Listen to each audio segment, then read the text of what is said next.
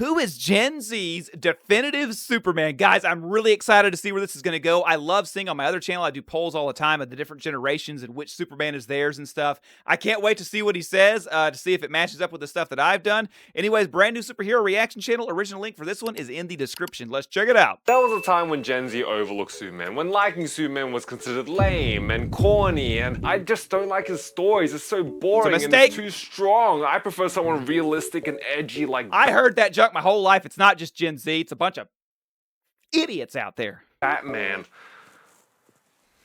Billionaires are way more relatable to me. Yeah, lo and behold, Gen Z has finally come around on the idea of the character, and just like baggy jeans, we're pretending that we liked it all along. But when it rains, it fucking pours. I like baggy jeans. We have so many Supermen to choose from, and now Gen Z doesn't have a definitive Superman. The generation that invented the term rage baiting is also the most sensitive generation, so upsetting anyone about who the favorite Superman is bound to get you in some trouble. So that's exactly... Man, he is so right though. By the way, I like that tiny S shirt. Where did he get that? I've never found one with a tiny S like that. What we're doing today, through this very scientific and analytical bracket to determine who is the definitive live-action Superman for Gen Z. Kudos on the Superman symbol drawings, by the way, man. Really nice. First contender of this bracket is David Corenswet. David Corenswet is the most recent live-action Superman, and is arguably the Superman that has changed the Superman image around for the general public. During a time when there's so much horrible news and innocents killed in countless countries, it's nice to know that something hopeful can be produced. I agree. By one of these countries. The thing about David Corenswet's Superman though is that he's not really a comic book Superman. He's a bit more campy, he speaks like a 50s cartoon, but you know what? That's okay, because let's be honest, Gen Z doesn't even know what comic book Superman is even like. They'll watch one YouTube short so they can reply to someone else. Tell me you haven't read a Superman comic book without telling me you haven't read a Superman comic book.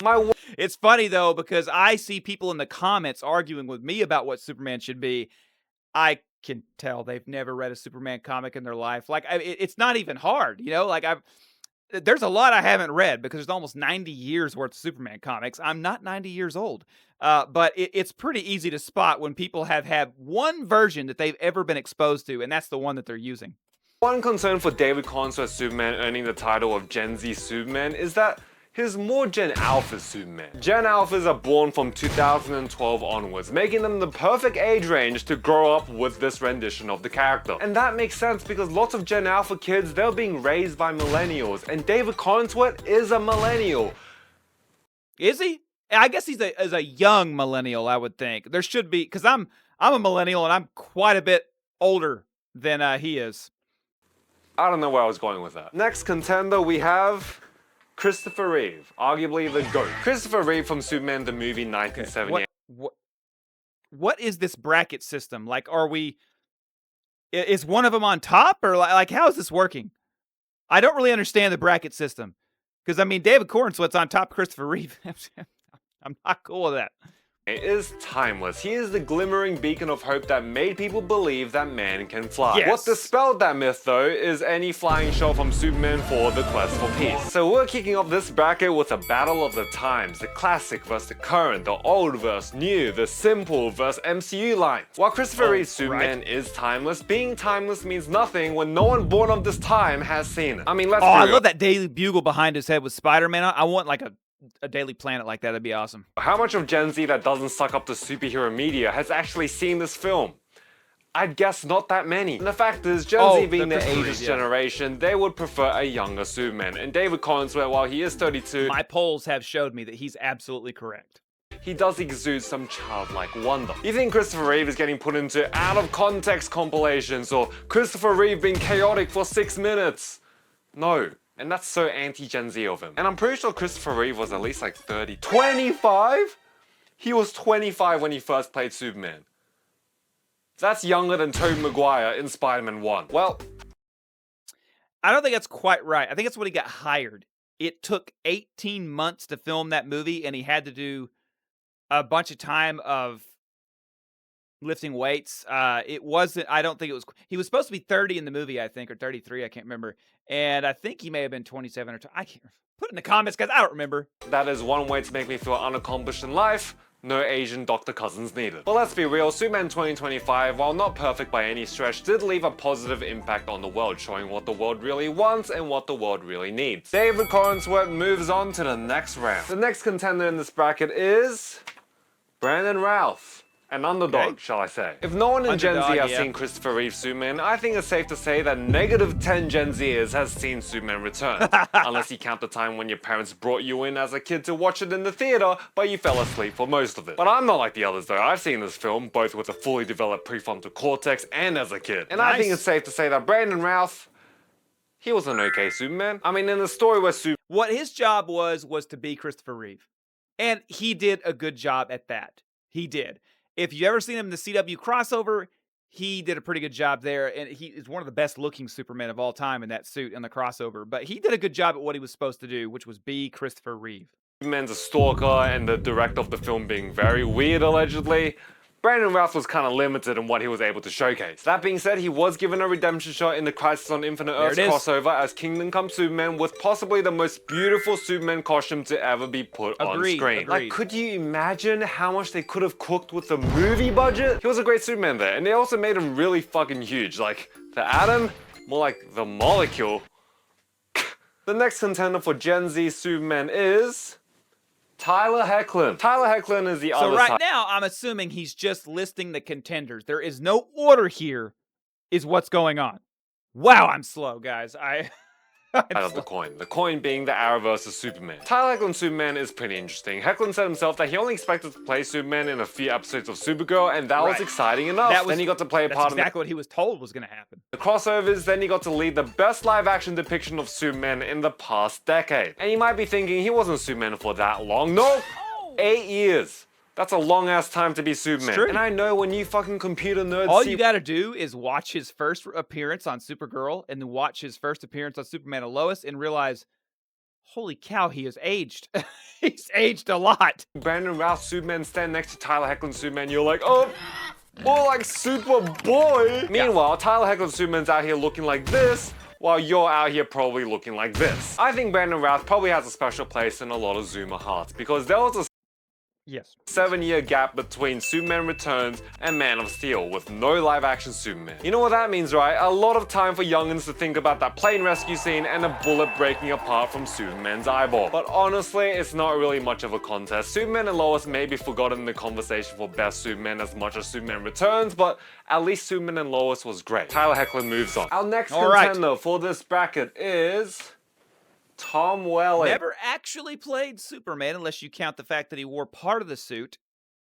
Not all of it, because he didn't want to wear the tights.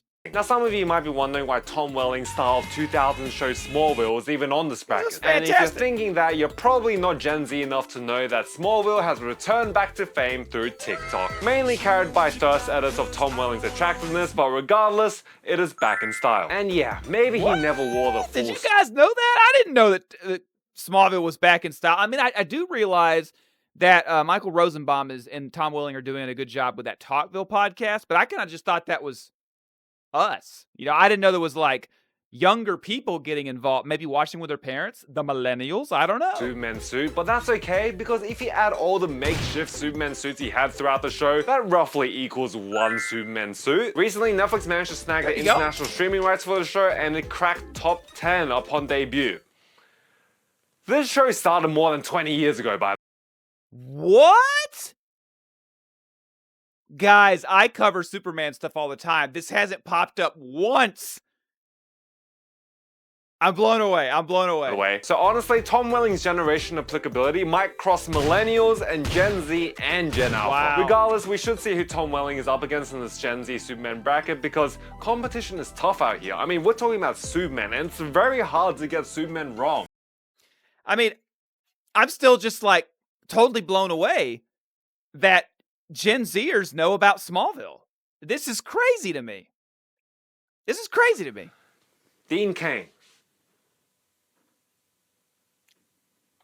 I like Dean Cain as Superman, guys. His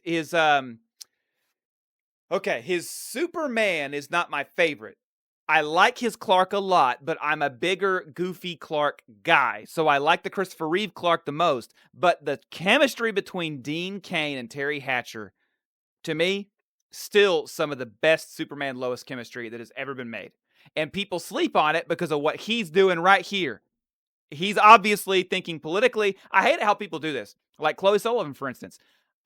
She's my favorite character on Smallville. I love Chloe Sullivan. Allison Mack's a terrible person. Okay. All right. But I still like the work she did. She did a great job. She made a great character. You know what I'm saying? And regardless of your opinions on this stuff, we should be able to, like, you know what I'm saying? I also like The Flash because Ezra Miller, people hate him, but I think he's great in The Flash. The next contender of this bracket, we have Nicolas Cage. Why? Why? He's about to spend his long time talking about Nicolas Cage, isn't he? And he didn't even say a word about Dean Cain. The chemistry between... See, here's the thing, too. He's dissing Terry Hatcher because he's not even mentioning. You know what I'm saying? Dean Cain, that was the whole thing, was they were a rom-com. Nicolas Cage, the biggest Superman fan in the world who had more success playing 2 other superheroes. However, he did technically play Superman in 2023, which makes him applicable for this bracket. He didn't. It wasn't him. That's not what he did. He told us. He's like, I didn't do that. Is a very loose term I'm using here considering they did CGI his entire being in that scene. Like, it's not even the scene that they brought him on to act out. They just changed everything. That's just insulting. I mean, I'm not even sure if you can get a Superman with more lost potential than that.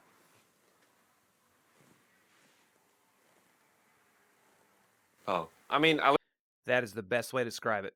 Lost potential.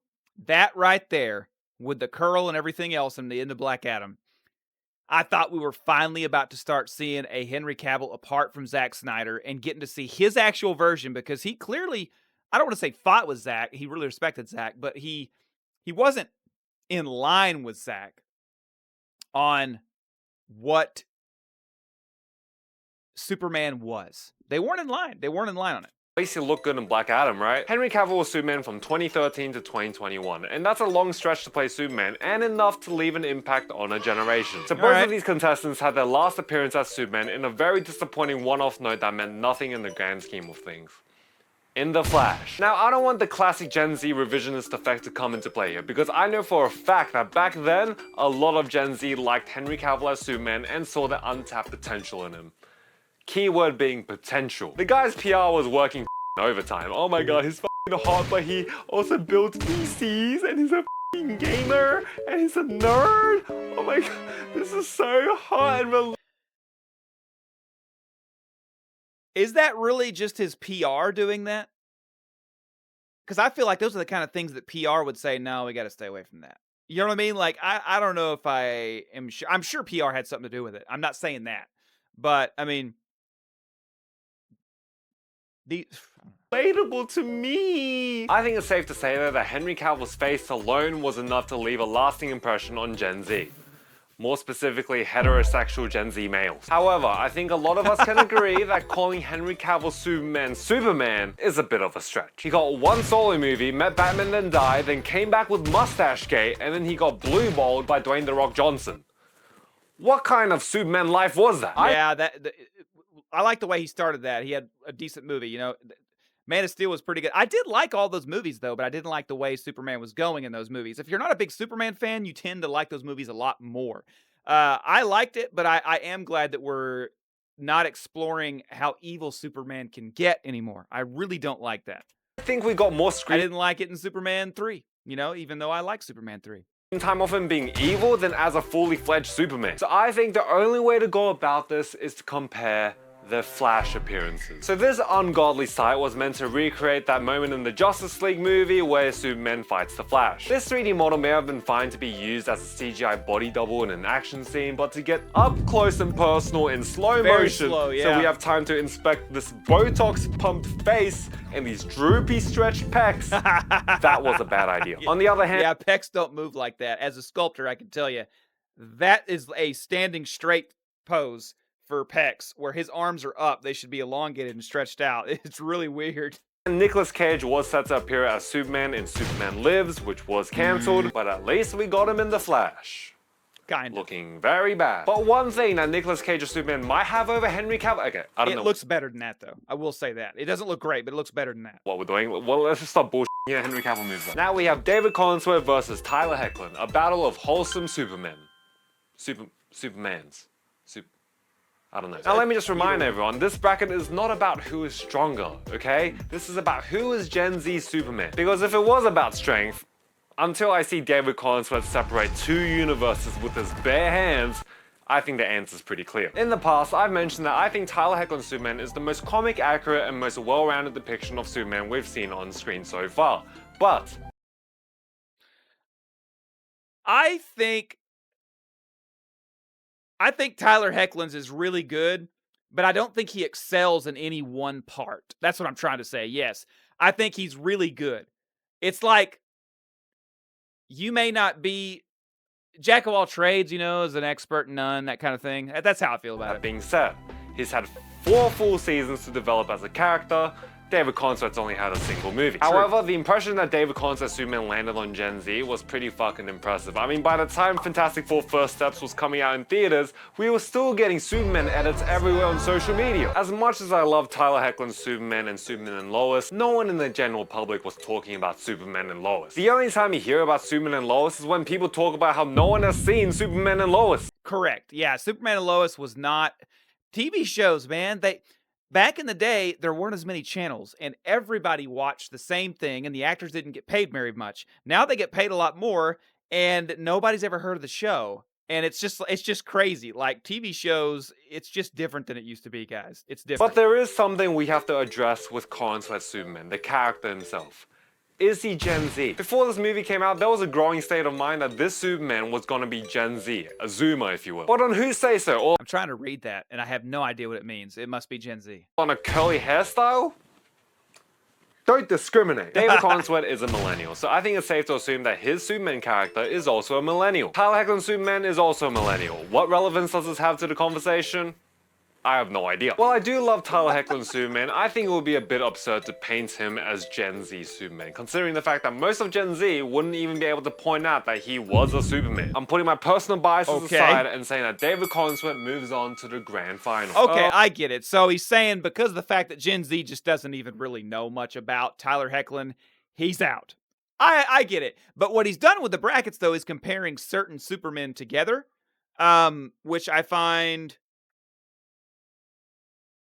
some of them aren't having to face the other one, if that makes sense. Oh boy, we have Mogville versus Henry Mogville. Alright, so let's look at this. We have one Superman that we saw for years but never actually became the Superman that we all know and love, and we have Smallville's Clark Kent. Yeah. Neither of these are perfect Superman Well played, adaptations, my so I think man. there's only one real way to find the victor. These are the two Supermen that are most frequent in Gen Z content surrounding mogging. Now, if you don't know what mogging means, that's okay, I have the definition right here. Internet slang term meaning to outclass, used especially to describe one person as appearing far more attractive than another. So Henry Cavill, being Henry Cavill, he mogs the majority of the world's population. But then you see Smallville's Tom Welling.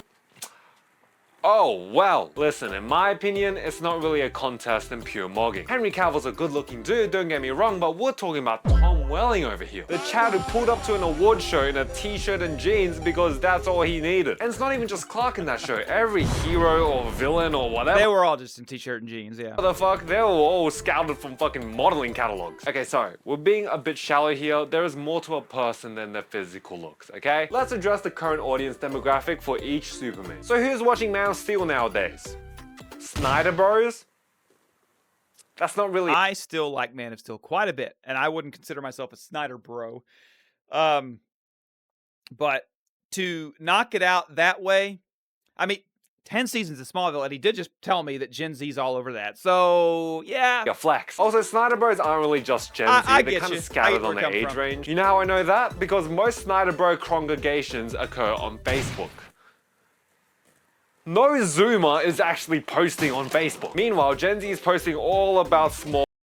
Is Facebook getting outdated? I don't use it.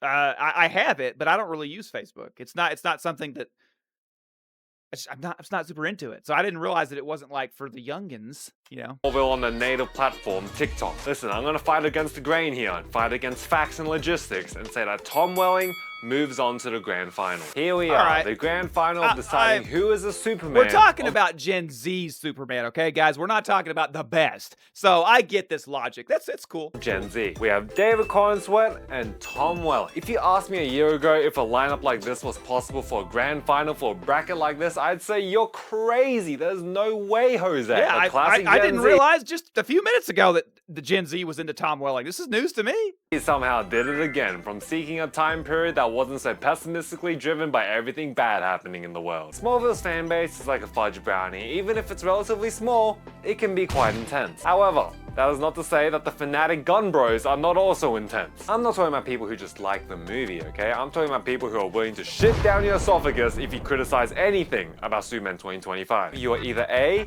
a Snyder bro, B, a far-right incel, C, an edgy hater, or D, a Zionist. If you don't like I don't know. Oh, I was on board with him for a second, and then he started going crazy. But yeah, you're either a Snyder bro or you're a gun nut. Like, people put you in these brackets, and it's like, I'm not either one of those. Like, I don't even care about directors. And that's the funny thing. When I hear people say that kind of stuff, I'm thinking about my brother. My brother's a movie guy. My older brother's a movie guy. My younger brother's a movie guy, but my older brother is much more critical. And neither one of them, I don't think, would ever describe me as a movie guy or knowing much about movies. Now, Superman, yes. And when I get put into this bracket, because people aren't considering Superman, they're considering the director or the actor or whatever. And I'm like, that's not how my brain works. My brain thinks about what I like about Superman and how that's reflected on screen. Smallville though, then you like good TV. Kidding, I love Smallville, okay? And again, you know why Gen Z is so drawn to it? Because it was made back in the day where you get 23 episodes a season that was released every year instead of today where you get 8 episodes a season released every 2 to 3 That's dumb.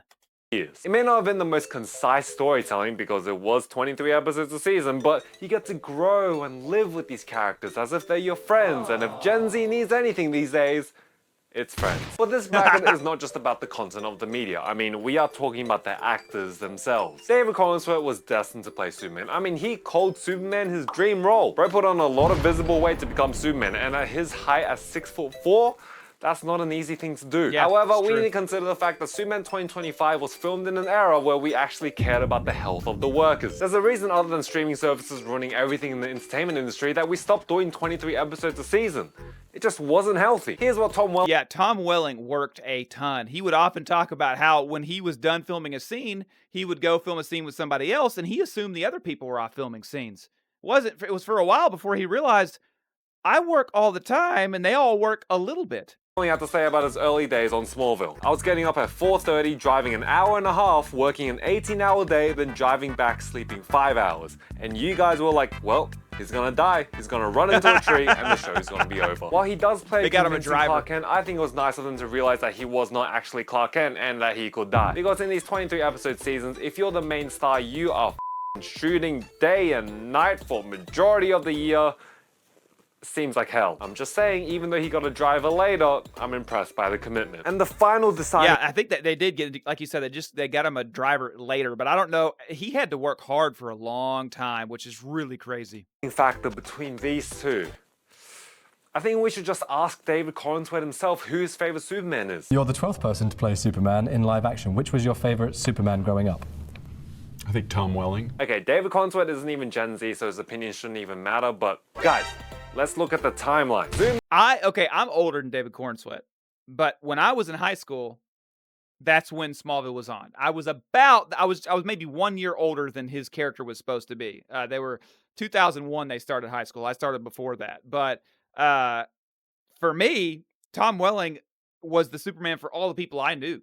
They loved him. They absolutely loved him. Were born between 1997 and 2012. Smallville ran from 2001 to 2011. Even if you didn't watch Smallville, if you're Gen Z, it's likely that you had heard of Smallville and then later learned to your shock that it was about Superman. The average age of the Zoom in 2025 was 21 to 22 years old. And people have told me in my comments on my channels that they literally didn't know that it was even a Superman show until it got further down the road. In my opinion, that's a bit too old for a generation to claim David Corenswet Superman as their Superman. But then again, if we take a step back, Smallville was the ultimate millennial show. It was known to be the millennial show. Yeah, Gen Z can like it, but just like Where is skinny he going jeans, with this? it's just entirely millennial DNA. So we have Gen Alpha Superman and a millennial Superman for a Gen Z Superman bracket. Oh God. I don't know. Look this up.